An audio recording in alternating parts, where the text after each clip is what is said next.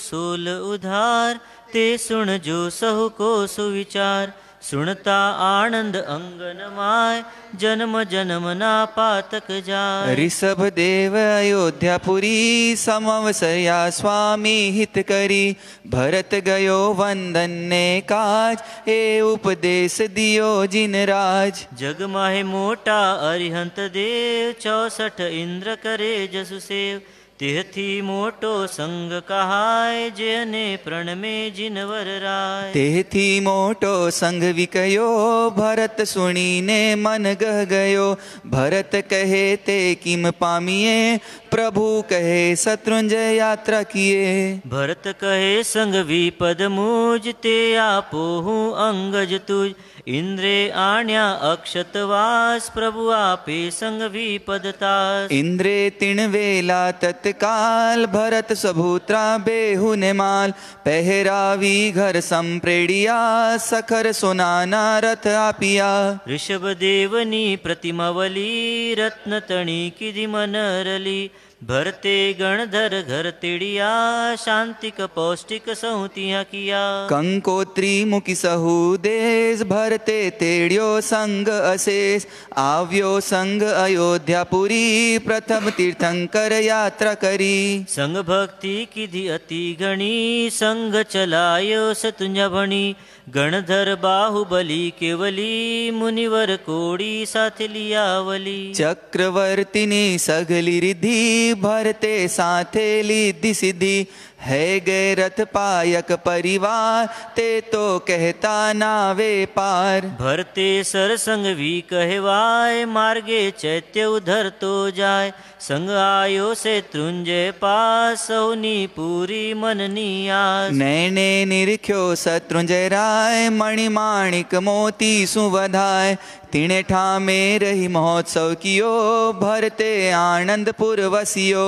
संग शत्रुंजय ऊपर चढ़ियो, फर संतापातिक झड़ पड़ियो। केवल ज्ञानी पगला तिहा, प्रणम्यारायण रूख छिजिहा। केवल ज्ञानी स्नात्र निमि, सानेन्द्रियाणि सुपवित। नदी शत्रुंजय सोहामणि, भरते दीठी कौतुक भणी। गणधर देव तणे उपदेश, इंद्र कहलो उद्धार, सगलो ही जाने संसार। कहते हैं कि शत्रुंजय तीर्थ का अधिक से अधिक इतिहास कहाँ से मिलता है, तो वो समय था भरत महाराजा का, भरत चक्रवर्ती का। और उस समय इसका पहला उद्धरण हुआ, इसका उद्धार हुआ।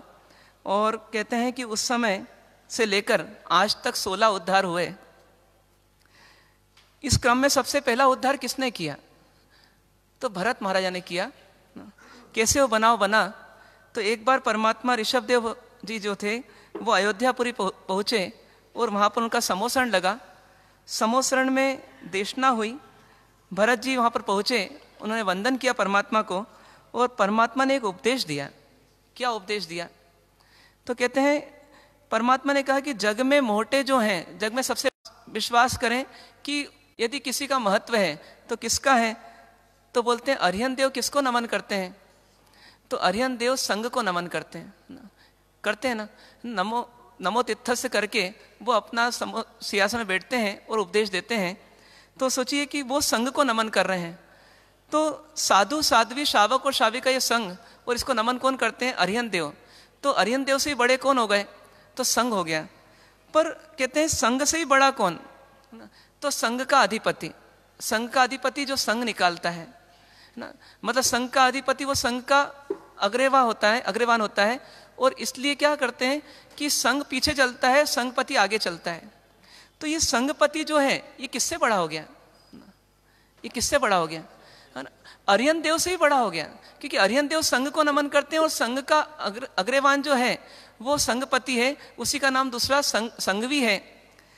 ऐसा जब कहा तो भरत जी को आनंद छा गया। इसलिए नहीं कि उनका मान बढ़ जाए, लेकिन इसलिए कि मेरे को परमात्मा के उपदेश से संघवी बनने की प्रेरणा मिल रही है। और वो संघवी बनने की प्रेरणा पा करके उस समय उन्होंने पहली बार अयोध्या से लेकर के शत्रुंजय तक का संघ निकाला। और उस संघ में कौन कौन शामिल होगा आप सोच सकते हैं। आज तो अपने को लोगों को कभी कभी इकट्ठा करना पड़ता है, ऐसा भी युग आ गया है।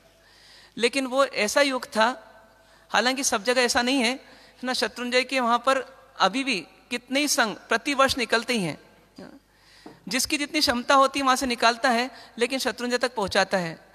कई लोग जो भक्ति करना चाहते हैं उनको मौका देता है, पर उस समय का समय ही अलग था, भावना ही अलग थी।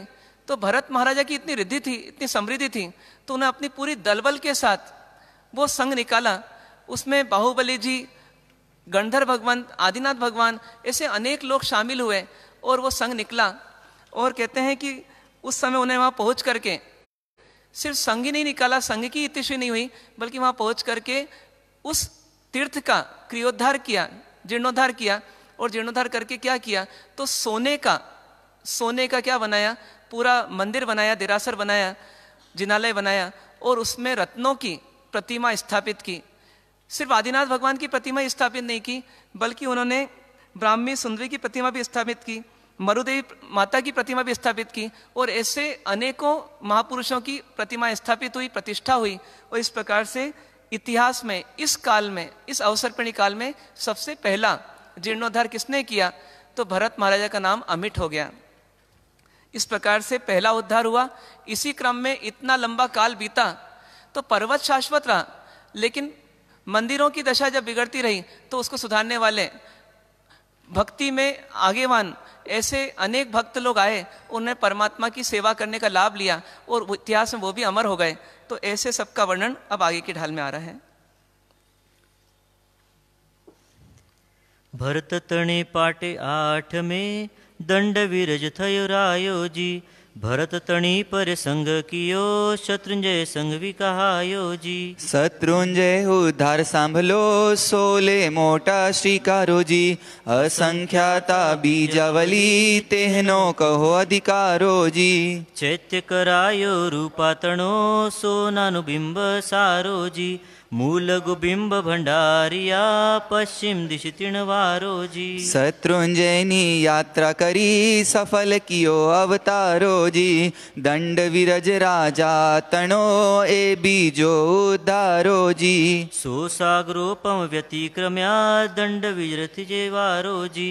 ईशानेन्द्र करावियो ए त्रिजो उद्धारो जी। चौथा देवलोक नो धणी माहेंद्र नाम उदारो जी। तेणे शत्रुंजय नो करावियो ए चौथो उद्धारो जी। पांचमा देवलोक नो धणी ब्रह्मेंद्र समकित धारो जी। तिण शत्रुंजय नो करावियो ए पांचमो उद्धारो जी। भवनपति इंद्र तणो कियो ए छठो उद्धारो जी। चक्रवर्ती सगर तणो कियो ए सातमो उद्धारो जी। अभिनंदन पासे सुनियो शत्रुंजय नो अधिकारो जी। व्यतेंद्र करावियो ए आठमो उद्धारो जी। चंद्रप्रभ स्वामी नो पोतरो चंद्रशेखर नाम मल्हारो जी। चंद्रस राजे करावियो ए नवमो उद्धारो जी। शांतिनाथ नी सुनी देसना शांतिनाथ सुतवारो जी। चक्रधर राय करावियो ए दसमो उद्धारो जी। दशरथ सुत जगदीपतो मुनि सूरत स्वामी सुवारो जी। श्री रामचंद्र करावियो ए 11मो उद्धारो जी। पांडव कहे हमें पापियां किण छूटा मोरा मायो जी। कहे कुंती शत्रुंजय तणी यात्रा किया पाप जायो जी। पांचे पांडव संग करी शत्रुंजय भेट्यो अपारो जी। काष्ठ चैत्य बिंबलेपनो ए 12मो उद्धारो जी। मम्माणी पाषणनी प्रतिमा सुंदर स्वरूपो जी। श्री शत्रुंजय नो संग करी स्थापी सकल स्वरूपो जी। 7800 वर्ष गया विक्रम नुति जेवारो जी। पोरवाड़ जावड़ करावियो ए 13मो उद्धारो जी। संवत भारतीयो तरे श्री माली सुविचारो जी। बाहड़ दे मोहने करावियो ए 14मो उद्धारो जी। संवत तेरे एकोतरे देश लहर अधिकारो जी। समरा साहे करावियो ए 15मो उद्धारो जी। संवत 1587 वैशाख वदि शुभवा उद्धारो जी, कर में दोषी करावियो ए सोलमो उद्धारो जी। संप्रति काले सोलमो ए वर्ते छे उद्धारो जी, नित नित कीजे वंदना पामी जे भव पारो जी। कहते हैं कि मंदिर की प्रतिष्ठा कराने का या मंदिर बनाने का जो लाभ होता है ना, उससे भी अधिक लाभ किसमें मिलता है ना? प्राचीन मंदिर का जीर्णोद्धार करने का। कहते हैं 8 गुना अधिक लाभ किसमें मिलता है? प्राचीन मंदिर के जीर्णोद्धार में। तो यहाँ पर क्रम से बताया गया कि 16 जीर्णोद्धार हो चुके हैं और 17वां अभी प्रतीक्षित है, वो दुप्पसा सूरी के समय होगा। 16 उद्धार में पहला उद्धार भरत जी ने करवाया, तो दूसरा उद्धार जो है भरत जी के ही 8वें पाठ पे बैठे हुए दंडवीर राजा ने करवाया। तीसरा उद्धार तो श्री सिमंदर स्वामी के उपदेश से ईशान इंद्र ने कराया, और चौथा उद्धार जो था वो महेंद्र देवलोक के इंद्र ने करवाया, और 5वां उद्धार जो है वो ब्रह्मेंद्र ने करवाया। छठा उद्धार चमरेंद्र ने कराया। 7वां उद्धार श्री अजितनाथ भगवान के शासन में चक्रवर्ती सगर ने कराया। 8वां उद्धार श्री अभिनंदन भगवान के शासन में व्यंतरेंद्र ने कराया। इसी प्रकार 9वां उद्धार चंद्रप्रभु स्वामी के पोते श्री चंद्रशेखर मुनिवर के उपदेश से उनके पुत्र राजा चंद्रयशा ने कराया। 10वां उद्धार जो था शांतिनाथ भगवान के पुत्र चक्रायुध ने कराया। 11वां उद्धार इतिहास में जिनकी विशेष भूमिका रही श्री रामचंद्र जी और लक्ष्मण जी ने कराया। 12वां उद्धार पांडवों ने कराया। 13वां उद्धार शुद्ध ज्ञानी वज्र स्वामी के उपदेश से विक्रम संवत 108 में जावड़ शाह ने कराया। 14वां उद्धार विक्रम संवत 1213 में श्री कुमारपाल राजा के समय में श्रीमाली ज्ञाति के मंत्री श्री बाहड़ ने कराया। और 15वां उद्धार संवत 1371 में श्री सम्राशा होसवाल ने कराया। 16वां उद्धार 1587 में श्री करमाशा पुरवाल ने कराया। और उनके द्वारा जो प्रतिष्ठित मूल नायक जी की प्रतिमा है वो आज भी ऐसी कैसी विद्यमान है। इसी क्रम में अब 17वां उद्धार जो है 5वें आर्य के अंत में दुप्पसा सूरी के समय में राजा विमल वाहन के द्वारा कराया जाएगा। इस प्रकार से हम सब जीवों के लिए कितने लोगों का उपकार रहा कि आज हमारे को जो ये तीर्थ बड़ी सुलभता से आसानी से उपलब्ध है, और हम एक फ्लाइट में बैठ करके अहमदाबाद पहुंचते हैं और अहमदाबाद से सीधे सौराष्ट्र पहुंच करके पालितना पहुंच जाते हैं, है ना। हमको पता भी नहीं पड़ता कि कितना इसकी कॉस्ट है, किसको कितनी कॉस्ट चुका करके ये मंदिर की सुरक्षा की गई, मंदिर का निर्माण कराए गए। और एक मंदिर नहीं, 2 मंदिर नहीं, बल्कि कितने मंदिर गिने कभी आपने? प्रतिमा गिनी कभी आपने? सोचिए, जैसे धमतरी जो है ना मकानों का नगर होगा, तो ऐसा वो क्या बन गया? मंदिरों का नगर बन गया, है ना। सोचिए क्या भक्ति रही होगी। आज के क्रेन का जमाना उस समय नहीं था, है ना। गाड़ियों से ऊपर पहुंचाया नहीं जाता था, बल्कि श्रमिक जो थे वो एक एक पत्थर ले करके, या कभी बहुत सारे श्रमिक मिल करके बहुत सारे मतलब बड़ा पत्थर उठा करके कहाँ तक पहुंचाते थे, है ना। और उसमें भी दोष नहीं लगे निर्माण में, इसका भी ध्यान रखा जाता था, है ना। आज भी पंचाशक आदि में कहा गया है कि उपाश्रय और मंदिर कैसे बनवाना, तो उस काल की संस्कृति रही कि गर्म पानी मतलब जो निर्दोष पानी है उसका उपयोग करके मंदिरों का निर्माण किया जाता था, है ना। आज तो बीड़ी भी पीता है श्रमिक और गुटखा भी खाता है और वहीं थूकता भी है, पर वो समय था कि इतने पवित्र भावों के साथ, है ना, पवित्र तरीके से, और उन श्रमिकों को किसी प्रकार शोषण नहीं हो, तो जो उद्धार कराते थे या जो संघ के लोग रहते थे वो उनको इतना पारिश्रमिक देते थे कि जिससे उनके मन में भी कोई भावना ना बिगड़े कि हमारे को चूस लिया इन लोगों ने, हमारा शोषण कर लिया इन लोगों ने। मतलब इतना उनको खुश रखते थे कि तुम्हारे काया तो थके ही नहीं, तुम्हारा मन भी नहीं थके, और तुम अच्छे भावों के साथ हमारे तीर्थ का निर्माण करो। और ऐसा तीर्थ हमारे पूर्वजों ने हमको बना करके दिया। ये उद्धार उन लोगों ने किसके लिए किया, है ना, किसके लिए किया, है ना। हम बोलते हैं कि हम सोच रहे हैं, सोचेंगे आगे जाना है कि नहीं जाना, है ना। देखते हैं हमारा सब फ्री टाइम मिलेगा उस समय जाएंगे हम, है ना। कभी ऐसा हुआ कि नहीं हम फ्री टाइम पैदा करेंगे, बाकी सब काम सेकेंडरी, पहला काम हमारे को वहाँ का तीर्थ की यात्रा करना है हमारे को, है ना।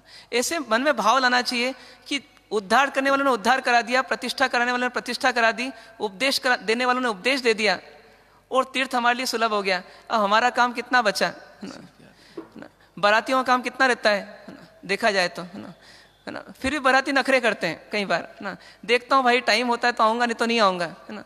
सोचिए आकर के करना क्या, उनको खाना पीना सोना है, पत्ते खेलना है ना, और क्या करना है ना, ऐसी मस्ती में जीना है, फिर भी नखरे करते हैं। तो हम कैसे हो गए आज, बताइए, हम कैसे हो गए? बारातियों से बढ़ के हो गए।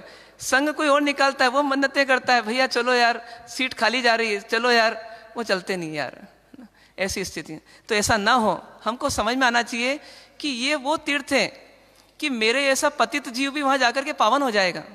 आगे इसमें आएगा वर्णन कि एक जैसे लॉन्ड्री में जाता है कपड़ा, कितना ही मेला कुचला सल में क्यों ना हो, लेकिन वहां जाकर के कैसा हो जाता है, जब मिलता है वापस तो कैसा मिलता है। अपने को भी कभी कभी लगता है अरे ये बिल्कुल नया कैसे हो गया, ये मेरा ही कपड़ा है क्या।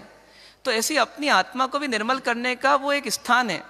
कभी काल का महत्व रहता है, कभी क्षेत्र का महत्व रहता है। वो एक क्षेत्र है जिस क्षेत्र में जाते से ही वहाँ की उर्मियाँ ऐसी मिलती हैं, वहाँ की तरंगें ऐसी बहती है कि हमारी आत्मा भी पवित्र हो जाती है। तो अपनी आत्मा को, अज्ञान को हटा करके, मिथ्यात्व को हटा करके निर्मल करना है, रागद्वेष को हटा कर निर्मल करना है, तो हमें अवश्य वर्ष में एक बार नहीं बल्कि कई बार वहाँ की यात्रा अवश्य करना चाहिए। और भाव यात्रा तो हमें हमेशा करना चाहिए। और महाराज साहब कह रहे हैं कि वास्तव में प्लेन से नहीं, फिर किससे, ट्रेन से भी नहीं, फिर किससे, कार से भी नहीं, फिर किससे, पैदल। तब उसकी वैल्यू समझ में आती है ना। आज तो मंदिर जी में थे और अपन ने सोचा कि बस हमको जय तलेटी जाना है, तो कहाँ से निकले, पार्श्वनाथ भगवान से निकले और जय तलेटी पहुंच गए ना। तो ऐसे यात्रा नहीं होती, ये तो मन समझाने के लिए करते हैं। बाकी मूल में जब किसी चीज़ की कॉस्ट चुकाते हैं तो उसकी वैल्यू समझ में आती है। तो इसलिए हमारे को ध्यान रखना कि कभी जीवन में ऐसा भी अवसर आए, क्या प्रेरणा दी यहाँ पर कि या तो आप संघ के सदस्य बनो है ना, और या फिर क्या बनो, संघ भी बनो है ना। और अपनी भावना होनी चाहिए कि मैं जरूर संघ निकाल करके शत्रुंजय यात्रा जाऊं, जिससे कि जीवन में मेरा आत्मकल्याण तो हो, पर इतने जीवों को ले जाऊं कि जब कभी इस इतने बड़े संसार में जहाँ कोई राखनहार नहीं है, देखने वाला नहीं है, कोई सूद लेने वाला नहीं है, तो मेरे कुछ कल्याण मित्र मेरे पास तैयार रहें मेरे पुण्य के बल पर कि आज मैंने इनको धर्म में लगाया, तो जब मुझे आवश्यकता पड़ेगी तो ये मुझे नीचे गिरने से बचाएंगे, वो मुझे धर्म से जोड़ देंगे है ना। आज भी अपने को किसी ने धर्म से जोड़ा ही होगा है ना, आगे भी हमको आवश्यकता रहेगी। तो ऐसे कल्याण मित्रों को इकट्ठा करने का काम कौन करता है, वो संघ भी करता है ना, जो संघ निकालता है। क्योंकि वो लाभ लेता है पुण्य का कि मैं आपको परमात्मा से मिलाता हूँ, फिर आप मुझे कभी परमात्मा से मिलाना और मैं कभी परमात्मा बनूंगा। तो ऐसी भावना के साथ ये उद्धार करने वालों को नमन हो, इनकी भक्ति को नमन हो, और हम भी भावना पाएं, हम उद्धार का लाभ लें या कभी हम यात्रा का लाभ लें और हम भी अपनी आत्मा को पवित्र करें। आगे बढ़ते हैं। बोली शत्रुंजय महात्म कहूँ, सांभलो जिम छेतेम, सूरी धनेसर इम कहे, महावीर कहयो एम। जेहवो तेहवो दर्शनी, शत्रुंजय पूजनी, भगवंत नो भेसवांदता, लाभ हुए तहतीक। श्री शत्रुंजय ऊपरे चैत्य करावे जे, गुणा फल होए। सिर ऊपर गागर धरी स्नात्र करावे नार, चक्रवर्तिनी श्री थई शिव सुख पामे सार। कार्तिक पूनम शत्रुंजय चढ़ीने करे उपवास, नार की 100 सागर तणो करे करम नो नाश। काति परो मोटो कयो जिहा सिद्धा 10 करोड़, ब्रह्म श्री बालक हत्या पापति नाखे छोड़। सहस्त्र लाख श्रावक बणी भोजन पुण्य विषे, शत्रुंजय साधु पड़ी लाभता, अधिको तेह थी देख। क्या कहते हैं यहाँ पर शत्रुंजय का महत्व? स्वयं धनेश्वर सूरी कह रहे हैं कि भगवान महावीर ने ऐसा कहा है। क्या कहा है कि बोलते हैं कि जिसने परमात्मा के दर्शन वहाँ पर किए, जिसने वहाँ पर पूजा की, तो निश्चित तौर पर भगवान का कहना है कि वो लाभ का पात्र बन जाता है। कहते हैं कि शत्रुंजय के ऊपर जो चैत्य कराता है तो एक पल्योपम का सुख प्राप्त करता है देवलोक में। इसी प्रकार से जो जीर्णोद्धार कराता है तो उससे भी 8 गुना अधिक फल प्राप्त करता है। और तो और क्या बोलते हैं कि सिर के ऊपर गागर रख करके, गागर किसे बोलते हैं, भूल गए होंगे आज की बहनें, कभी भरा ही नहीं ना आजकल तो मोटर की बटन दबाते हैं और सीधे पानी ऊपर, गागर की जरूरत ही नहीं पड़ती ना। सिर के ऊपर घड़ा रख करके कहाँ जाते हैं, ऊपर जाते हैं। किस लिए? नहाने के लिए। फिर क्या करने के लिए? परमात्मा का अभिषेक करने के लिए, परमात्मा का स्नान करने के लिए। ये कॉस्ट पे कर रहे हैं है ना, नीचे से चल करके ले जा रहे हैं पानी शत्रुंजय नदी से। तो क्या बन जाती है वो बहन? बनना है आपको शत्रु चक्रवर्ती की क्या बन जाती है? स्त्री बन जाती। बनना है ना कि नहीं बनना ना? इसके बजाय परमात्मा के गंधर्व बन जाएंगे तो क्या होगा? फिर किसी के पाँव के नीचे नहीं दबना पड़ेगा कभी, बल्कि सबके ऊपर शिखर पे बैठ के जीना रहेगा। क्या बोलते हैं कि कार्तिक पूनम को ना जो उपवास करके इस पर चढ़ता है तो बोलते हैं कि नरक का भी आयुष बंद कर लिया तो 100 सागर का तो कर्म का नाश वो कर ही देता है। इसी प्रकार से कार्तिक पर्व में ना जो यात्रा करता है तो बोलते हैं कि उसने ब्रह्म की मतलब परमात्मा की, स्त्री की, बालक की, मतलब जिनकी ब्रह्म मतलब ब्राह्मण, तो ब्राह्मण, स्त्री और बालक इनकी हत्या भी की हो तो बोलते हैं उसका पाप भी क्या हो जाता है? धुल जाता है। लेकिन ऐसा सिर्फ यात्रा करने से हो जाएगा क्या? नहीं। फिर कैसे होगा? तो जैसे जैसे अपन ऊपर चढ़ें है ना, वैसे वैसे हमारे अंदर में से क्या निकल जाना चाहिए? जो कर्म का भार है वो हल्का होते आना चाहिए और हमारी आत्मा ऊपर उठनी चाहिए। मतलब मूल में भाव जगत को इतना निर्मल करेंगे तो उतने पाप का नाश होगा। लेकिन भाव जगत को भी निर्मल करने के लिए निमित्त चाहिए, क्योंकि अभी हमारी वृत्ति कैसी है? निमित्ताधीन है। जैसा चित्र दिखता है वैसा धीरे धीरे चित्त बन जाता है, और जैसा चित्त होता है वैसा चरित्र बन जाता है। तो अच्छे निमित्तों में रहना ये भी अच्छे भक्तों की पहचान है। तो क्या करना? तो ऐसी जगह पर जाना जिससे निमित्त इतने सुंदर मिलें। आज भी जाते हैं, यदि वो आ रहा तो गया, चौथा आ रहा, लेकिन आज भी जाते हैं तो वहाँ क्या पाते हैं? तो ऐसा लगता है कि ये कोई वास्तव में वर्तमान में कोई मानो ऊपर तीर्थंकर हैं और ये सब साधु साध्वी, शावक शाविका सैकड़ों हजारों की संख्या में ऊपर चढ़ रहे हैं। और कोई कोई तो क्या करते हैं? एक एक पंक्ति पर एक एक खमासमना करते हुए ऊपर बढ़ रहे हैं। उनको देखते हैं तो हमारा वीर्योल्लास बढ़ता है कि हे जीव, तू क्या बहाने बनाता है? एक प्रतिकोण में तुझसे खड़ा खड़े नहीं होता, एक चेतन में भी तुझसे बराबर नहीं होता, बार कभी ये पाँव और कभी वो पाँव ऊंचा करता है ना। तो अपने मन को समझाना कि देखो क्या उल्लास है इनके मन में। फिर कभी कभी वहाँ का समा देखते हैं, वहाँ की हरियाली देखते हैं तो ऐसा लगता है कि आज ये हरियाली है, लेकिन कईयों का मन हरा हुआ होगा यहाँ आकर के, और उन्हें अपने मन को हरा भरा करके मनोरम कर दिया होगा। तो ऐसी सब भावनाएं वहाँ पर उमड़ती हैं। इसलिए वहाँ की यात्रा हमें अवश्य करना चाहिए और अपने पापों को निर्मल भावों के साथ क्या कर देना चाहिए? धो देना चाहिए। तो ऐसे पापों को निर्मल करने के लिए शत्रुंजय तीर्थ का हमारे ऊपर असीम उपकार है, आगे भी रहेगा। हम बार बार उनका उपयोग करें। आगे बढ़ते हैं। शत्रुंजय गया पाप छूटिए, लीजे आलोयन ए मोजी।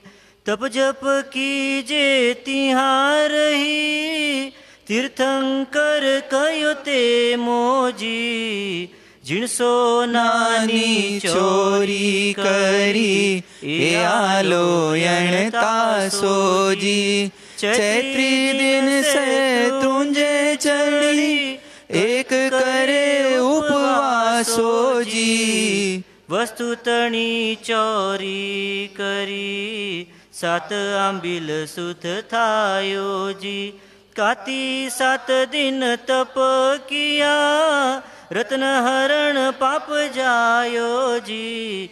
कांसी पीतल तांबर जतनी, चोरी की दी जेणो जी। 7 दिवस पूरी मड करे, तो छूटे गिरिएणो जी। मोती प्रबाला मुंगिया, जिण चोर्या नर नारो जी। आंबिल करी पूजा करे, त्रणटक शुद्ध आचारो जी। धान्य पणी रस चोरिया, जे भेटे सिद्ध क्षेत्रो जी। शत्रुंजय तलहटी साधु ने, पड़िला भे सुध चीतो जी। वस्त्राभरण जिणे हर्या, ते छूटे इण मेलो जी। आदिनाथनी पूजा करे, प्रौटी बहुवेलो जी। देव गुरु नो धन जे हरे, ते शुद्ध थाए मोजी। अधिको द्रव्य खर्चे तिहा, पात्र पोसे बहु प्रेमो जी। गाय भैंस घोड़ा मही, गजनो चोरण हारो जी। दिए ते वस्तु तीरथे, अरिहंत ध्यान प्रकारो जी। पुस्तक देहरा पार का तिहा ले नामो जी। छूटे क्षमासी तप किया सामायिक तीण ठामो जी। कुंवारी परिव्राजिका सद्व विधव गुरु नारो जी। व्रत भांजे तिणने कयो क्षमासी तप सारो जी। गोविप्र स्त्री बालक ऋषि छूटे तप करते हो जी। शत्रुंजय गया पाप छूटिए लीजिए आलोयण मोजी। अब यहाँ क्या बताया जा रहा है कि पाप धुलते तो हैं पर पाप करें हैं क्या हमने? कोई मानता है कि हम पापी हैं? यहाँ क्या बोला गया? हम कौन हैं? हमारा परिचय दिया गया। क्या परिचय दिया गया? हम चोर हैं। चोर क्या हैं?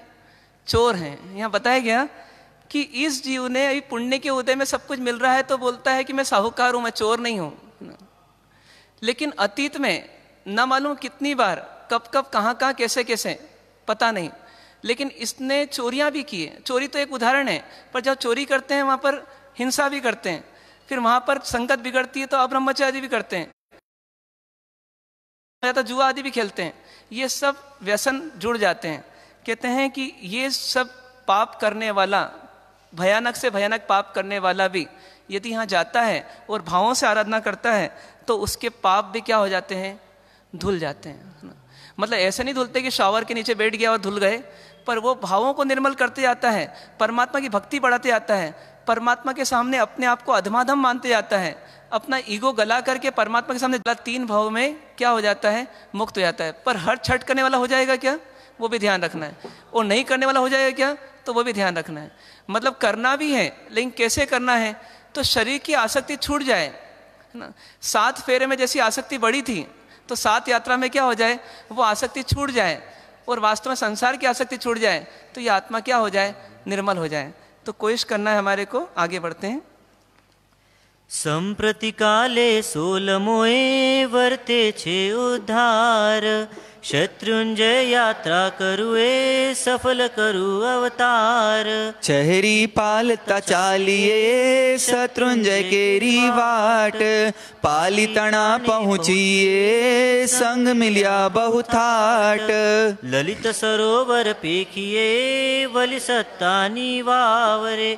तिया विश्रामो लीजिए वड़ने चोतर आय रे। पाली ताणे पाजड़िए चढ़िए उठी प्रभात।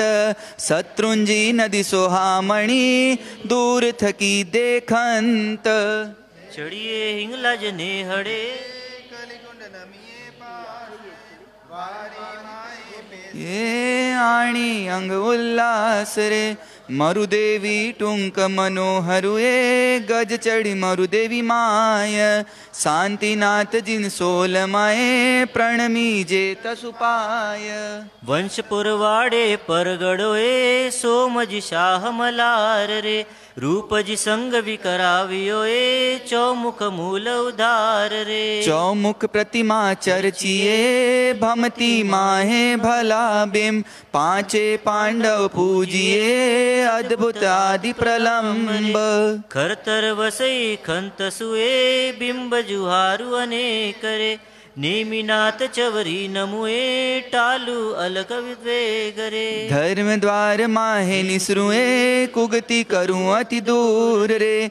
आवु आदिनाथ देहरे कर्म करूं चकचूर रे। मूल नायक प्रणमु मुदाए आदिनाथ भगवंत रे। देव जुहारु देहरे भमती माहि भमंतरे। शत्रुंजय ऊपर कीजिए 5 ठामे स्नात्र। कलश 78 सो करिए निर्मल निरसु गात्र। प्रथमादीश्वर आगले पुंडरीक गणधार रे।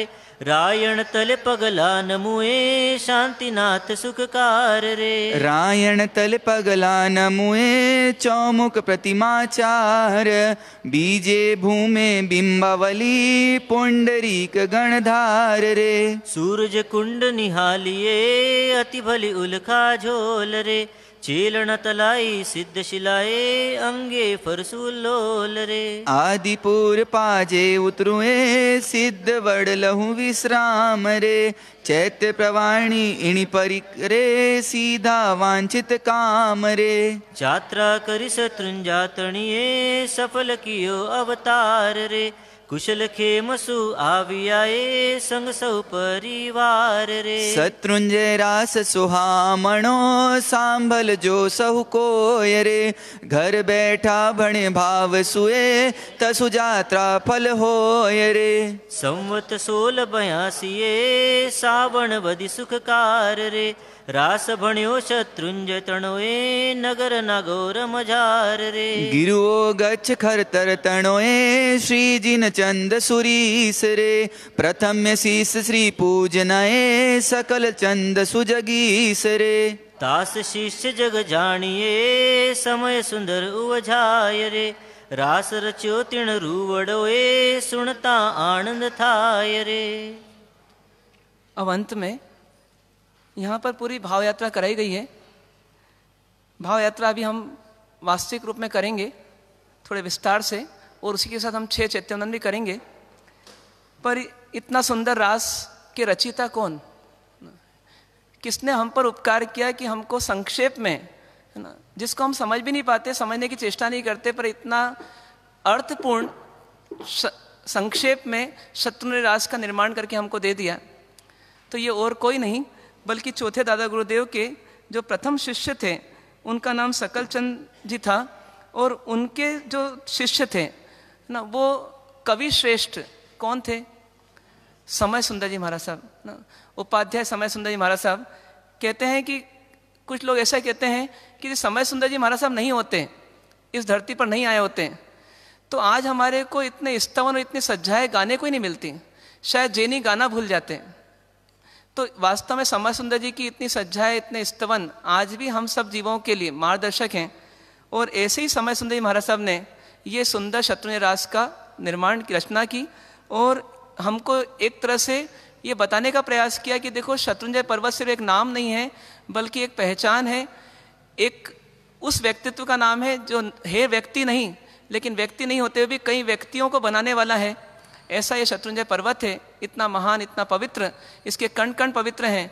तो ऐसे पर्वत का महत्व हमको समझ में आए, उसके शत्रुंजय रास की रचना करी। हमें कोशिश करना चाहिए कि प्रतिदिन सुबह प्रातःकाल ऐसी भावना करना चाहिए कि अपने जीवन में एक घड़ी निकाल करके शत्रुंजय रास का पाठ करना चाहिए, और भावों से कहाँ पहुँचना चाहिए। पता नहीं हमारे 100 दिन कब पूरे हो जाएं, लेकिन वो होएं तो उस दिन भी हमारे पास एक संतुष्टि रहे कि आज मैंने किसकी यात्रा की है, आज मैंने शत्रुंजय तीर्थ की यात्रा की है। तो ऐसे तीर्थ की यात्रा करने का हमको सौभाग्य मिलता है शत्रुंजय रास के माध्यम से, तो उसका उपयोग रोज करना, ऐसी भावना करना। चैत्री पूर्णिमा, कार्तिक पूर्णिमा, ये तो 2 तिथियां आती हैं, पर ये ऐसा नहीं कहती कि आप सिर्फ आज हमारा पाठ करो बाकी मत करो ना, ये तो रोज हमें पाठ करना चाहिए, ऐसी भावना भाना। और अब हम बढ़ते हैं आगे कि हम हैं धमतरी में, लेकिन हमें पहुंचना कहाँ?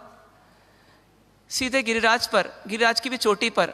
थकान तो नहीं लगेगी, हाथ पांव सही सलामत है, क्या करना होगा ना? मन को सलामत करना पड़ेगा कि घर भूलना पड़ेगा, परिवार भूलना पड़ेगा, और मन सलामत रहेगा, सही रहेगा तो तन भी बराबर सपोर्ट कर देगा। तो हम चलते हैं